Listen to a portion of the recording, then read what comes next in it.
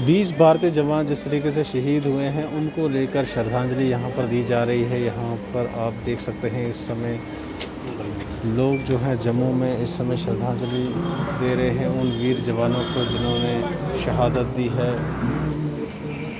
ये जवान जो 20 जवान शहीद हुए हैं ये चाइना बॉर्डर पर शहीद हुए हैं और जिस तरीके से चाइना ने घात लगाकर वहाँ पर हमला किया, ये कायराना पूरा हमला हुआ इन पर। उसके बाद जम्मू में और इस देश के अलग अलग भागों में काफ़ी गुस्सा है लोगों में, काफ़ी रोष है। उसको देखकर लोग चाहते हैं कि चाइना के जो है बॉयकॉट किया जाए, उनका सामान जिस तरीके से यहाँ आता है उसका बॉयकॉट किया जाए और उन्हें सख्ती के साथ निपटा जाए ताकि उन्हें सबक सिखाया जा सके।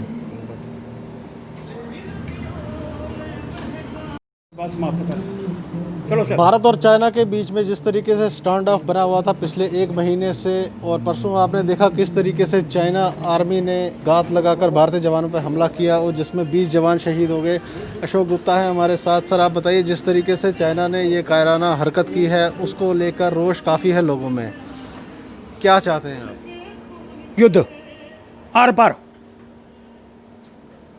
20 जवानों की शहादत श्रद्धांजलि इस तरह से पूर्ण नहीं होगी जब तक उसको एक लेसन सिखाने का हम प्रयास नहीं कर लेते।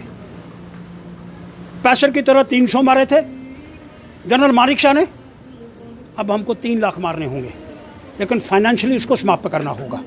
जो उसका समान प्रयोग करते हैं, माननीय प्रधानमंत्री जी ने BSNL और MTNL को कह दिया उनका कोई सामान इस डिपार्टमेंट के अंदर नहीं लगेगा। ये प्रारंभिकरण है और फ्रिज का पानी चाइना का पी करके हम क्या बताने का प्रयास करना चाहते हैं? उनके खिलौनों से खेल करके हम क्या कहना चाहते हैं? अब एक ही युद्ध है कि उसको फाइनेंशियली समाप्त कर दो और पाई के लिए मोहताज कर दो। ये अगला हमारा नारा है और इस तरह से एक युद्ध का आह्वान आर या पार एक लेसन चाइना को मिलना चाहिए। तो आपको लगता है गवर्नमेंट का अभी भी स्टांस जो है काफ़ी धीमा है इस पे, या आपको लगता है कि गवर्नमेंट जो है वो स्ट्रेटेजिकली ठीक चल रही है?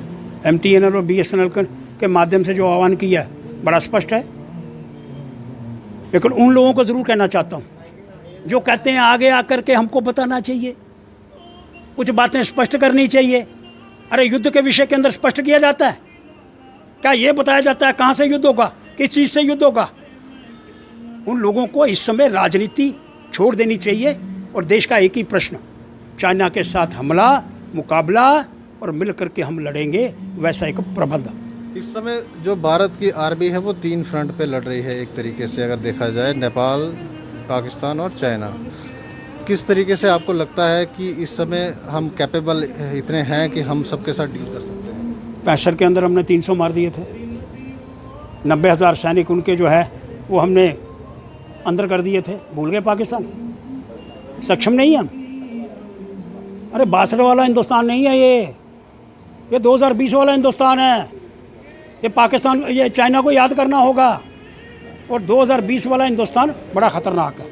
तो आपको लगता है कि चाइना जिस तरीके से अपनी कैजुअलिटीज़ छुपा रही है वो इंटरनेशनली एक्सपोज हो गए हैं और उनको भी लग रहा है कि अगर हम कैजुअलिटीज़ बता देंगे तो दुनिया में उनका जो है वो काफ़ी उनके पब्लिक भी उसमें काफ़ी नाराज़ होगी कि इतनी कैजुअलिटीज़ हो गई जबकि 20 जवान शहीद हुए हमारे। कैजुअलिटी बता दी, जो ऊपर से सैटेलाइट के माध्यम से पिक्चर्स ली गई हैं वो बता रही हैं कि लगभग 47-50 के करीब नौजवान उनके मारे गए हैं।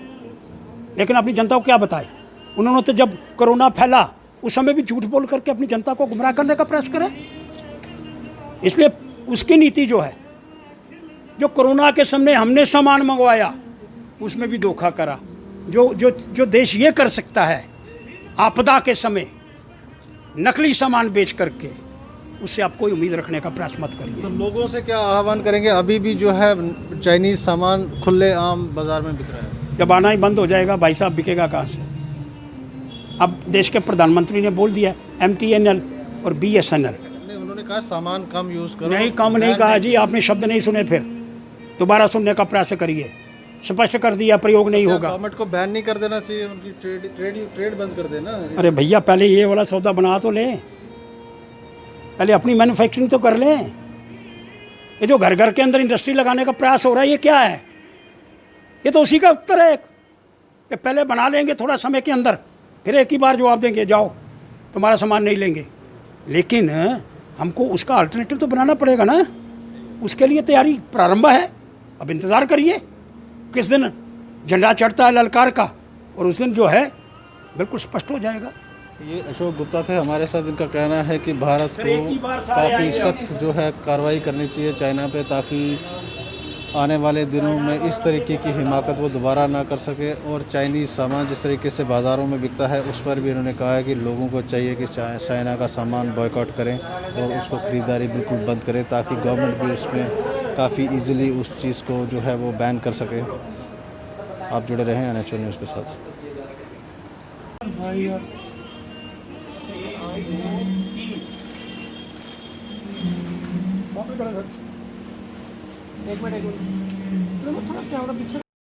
तब पूर्ण होगी जब पाकिस्तान को, जब चाइना को नस्तानाबूद कर देंगे। और प्रयास करना चाहता हूँ। अब अगला कदम BSNL MTNL के माध्यम से सरकार ने उठाया।